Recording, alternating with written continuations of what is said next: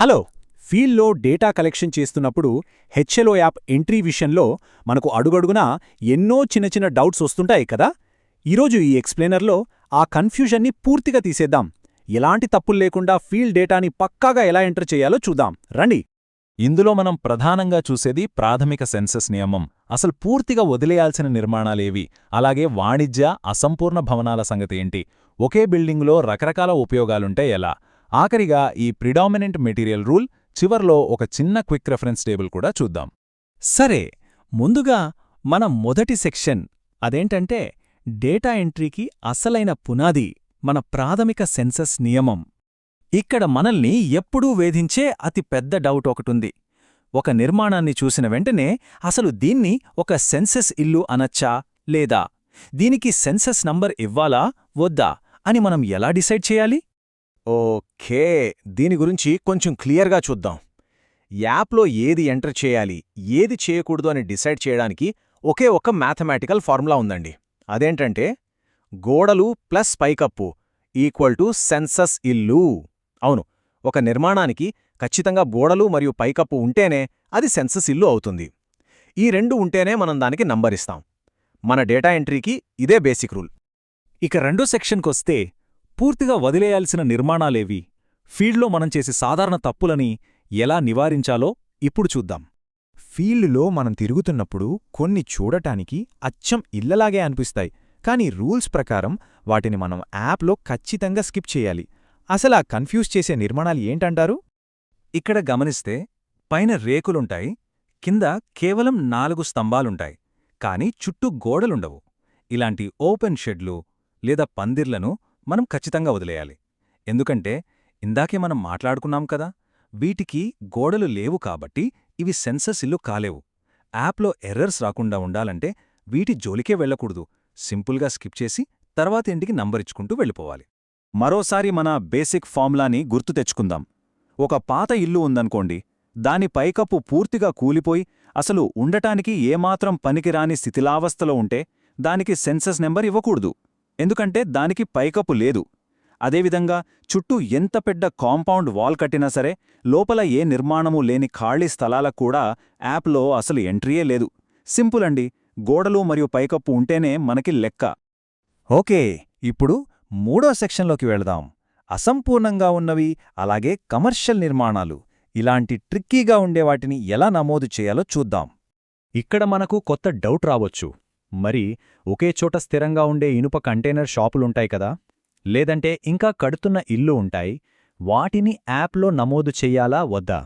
ఇక్కడ అసలు interesting point ఏంటంటే, ఒక ఐరన్ కంటైనర్ షాప్ చూడ్డానికి మన రెగ్యులర్ ఇటుకల ఇల్లులాగా లేకపోవచ్చు గాని దానికి ఇనుప గోడలుంటాయి, పైన పైకప్పు కూడా ఉంటుంది. అంటే మన ప్రాథమిక సూత్రానికి ఇది 100% పర్ఫెక్ట్గా సరిపోతుందన్నమాట. కాబట్టి దీన్ని కూడా సాధారణ ఇళ్లలాగే నంబరిచ్చి యాప్లో షాప్ లేదా ఆఫీస్ అని సెలెక్ట్ చేసుకుని ఎంటర్ చేయాల్సిందే. అలాగే అండర్ కన్స్ట్రక్షన్లో ఉన్న ఇళ్ల విషయంలో మనం చాలా క్లారిటీగా ఉండాలి. కేవలం గోడలు మాత్రమే కట్టి వదిలేస్తే వాటిని పట్టించుకోకండి. కానీ ఆ గోడలపైన పైకప్పు వేయడం పూర్తయిన మరుక్షణం దానికి మనం ఖచ్చితంగా సెన్సస్ నంబర్ ఇవ్వాలి. అయితే అందులో ఇంకా ఎవరు ఉండరు కాబట్టి యాప్లో దాన్ని వేకెంట్ అంటే ఖాళీ ఇల్లుగా నమోదు చేయాలన్నమాట. ఇక నాలుగో సెక్షన్ బహుళ ఉపయోగాలు మరియు లేఅవుట్లు. ఇది కొంచెం కాంప్లెక్స్గా ఉండే సినారియో అండి, జాగ్రత్తగా చూద్దాం. అంటే ఒకే కాంపౌండ్లో వేర్వేరు నిర్మాణాలున్నప్పుడు, లేదా ఒకే భవనంలో రకరకాల ఉపయోగాలున్నప్పుడు అసలు నంబరింగ్ ఎలా మారుతుంది? మనం ఫీల్డ్లో చూస్తుంటాం, ఒకే కాంపౌండ్ లోపల ఇల్లొక చోట, పశువులపాక వేరొక చోట ఉంటాయి. ఇవి ఒకే సరిహద్దులో ఉన్నా సరే ఇంటికి దాని సొంత గోడలు పైకప్పు ఉన్నాయి, అటు పాకకు కూడా దాని సొంత గోడలు పైకప్పు ఉన్నాయి. రూల్స్ ప్రకారం ఇవి రెండూ పూర్తిగా వేర్వేరు భవనాలు. కాబట్టి ఇంటికొక బిల్డింగ్ మరియు సెన్సస్ నంబర్, ఆ పాకకు తర్వాతి వరుసలో మరొక బిల్డింగ్ మరియు సెన్సస్ నంబర్ విడివిడిగా ఇవ్వాల్సిందే. అయితే ఇక్కడ కీలకమైన పాయింట్ ఇంకోటుందండి. ఇందాకడ దానికిది కొంచెం ఆపోజిట్. ఒకే భవనంలో కింద షాపులు పైన ఇల్లు ఉన్నాయనుకోండి, భవనం మొత్తం ఒకటే, పునాది ఒకటే, పైకప్పు స్ట్రక్చర్ కూడా కనెక్ట్ అయి ఉంటుంది కదా. కాబట్టి వాటన్నింటికీ కలిపి మనం ఒకటే బిల్డింగ్ నంబరిస్తాం. కానీ కింద షాపులు పైన ఇల్లు విడివిడిగా వాడుతున్నారు కాబట్టి ప్రతి షాపుకు ప్రతి ఇంటికి వేర్వేరు సెన్సస్ హౌస్ నంబర్లు ఇవ్వాలి. వాటి ఉపయోగం బట్టి యాప్లో ఎంటర్ చేయాలి. ఇదిగో ఈ ఎడ్జ్ కేసుని మనం చాలా జాగ్రత్తగా గమనించాలి. ఒకే ఇంటికి ఒకటే మెయిన్ ఎంట్రెన్స్ ఉండి ముందు కిరాణా షాపు నడుపుతూ వెనుక భాగంలో ఆ కుటుంబమే నివసిస్తుంటే దాన్ని రెండుగా అస్సలు విడదీయకూడదు. దానికి ఒకటే బిల్డింగ్ నంబర్, ఒకటే సెన్సస్ హౌస్ నంబర్ వస్తుంది. ఇలాంటి వాటన్నింటికోసం యాప్లో రెసిడెన్స్ కమ్ అదర్ యూజ్ అనే ఆప్షన్ ఉంటుంది. దాన్ని ఎంచుకొని వివరాలు నమోదు చేయాలి. మరి ఇది ఎలా వర్కౌట్ అవుతుందో చూద్దాం. ఒక భవనంలో గ్రౌండ్ ఫ్లోర్, ఫస్ట్ ఫ్లోర్ 2 అంతస్తులున్నా వాటిని ఒకే కుటుంబం ఒకే వంటగదితో వాడుకుంటూ ఉంటే ఆ 2 అంతస్తులను వేరు చేయకూడదు. ఆ కుటుంబమంతా కలిసి పంచుకుంటున్న ఆ ఒకే వంటగది ఆ భవనం మొత్తాన్ని ఏకం చేస్తుంది. కాబట్టి ఆ బిల్డింగ్ మొత్తానికి ఒకే బిల్డింగ్ నంబర్, ఒకే సెన్సస్ నెంబర్ ఎంటర్ చేసి దాన్ని ఒక సాధారణ నివాసంగా నమోదు చేయాలి. రైట్. 5వ సెక్షన్ వచ్చేసి అత్యధికంగా వాడిన పదార్థం, అదేనండి ప్రిడామినెంట్ మెటీరియల్ రూల్. ఈ టెక్నికల్ డేటా ఎంట్రీ ఎలాగో చూద్దాం. ఒక ఇంటి గోడలు సగం సిమెంట్ లేదా ఇటుకలతో మరో సగం మట్టితో నిర్మించి ఉన్నాయనుకోండి.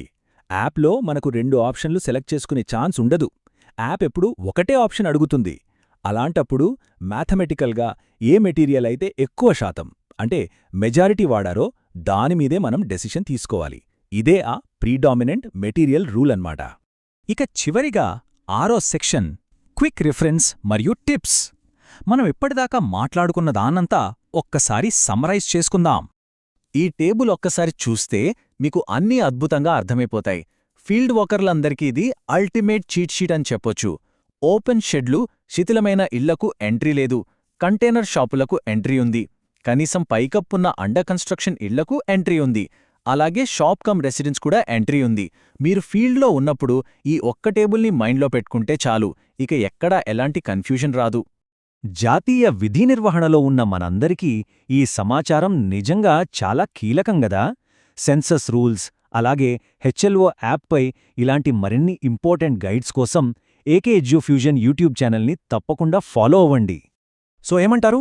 ఈ రూల్స్ అన్నీ పక్కాగా తెలుసుకున్న తర్వాత ఫీల్డ్లో ఒక్కటంటే ఒక్క తప్పు కూడా లేకుండా డేటా ఎంట్రీ చేయటం సాధ్యమేనా? ఖచ్చితంగా సాధ్యమే కదా. మనకి ఇలాంటి క్లియర్ అండర్స్టాండింగ్ ఉన్నప్పుడు ఎంత కాంప్లెక్స్ సినారియోనైనా చాలా ఈజీగా హ్యాండిల్ చేయొచ్చు.